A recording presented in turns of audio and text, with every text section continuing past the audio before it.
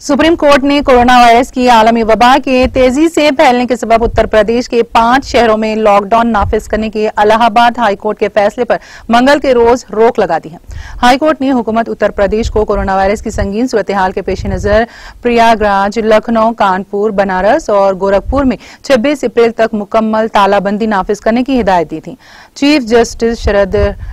Arvind Bobde, justice as Bopanna और justice V Ramna Subramaniam पर मुश्तमिल डिवीजन बेंच ने सॉलिसिटर जनरल तुषार मेहता के दलाल सुनने के बाद हाईकोर्ट के फैसले पर अमल दरामद रोक दी और 2 हफ्तों के बाद मामले की समाअत का फैसला किया। हुकूमत उत्तर प्रदेश की जानिब से पेश होने वाले मिस्टर तुषार मेहता ने दलील दी कि अदालती हुक्म के जरिए 5 शहरों में मुकम्मल तालाबंदी इंतजामी मुश्किलात का सबब बनेगी। दरियासना अदालत उस्मानी रियासती हुकूमत को अगली समाअत तक कोरोना वायरस की वबा से निमटने के लिए की जाने वाली कोशिशों की मालूमात फराहम करने की हिदायत दी।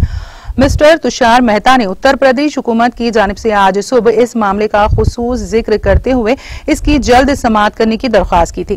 जिसे बेंच ने कबूल कर लिया और पहले से दर्ज तमाम मुकदमों की समाअत के बाद रियासती हुकूमत की अपील पर गौर किया। बेंच ने सीनियर एडवोकेट PS नरसिम्हा को इस मामले में रफीक अदालत मुकर्रर किया।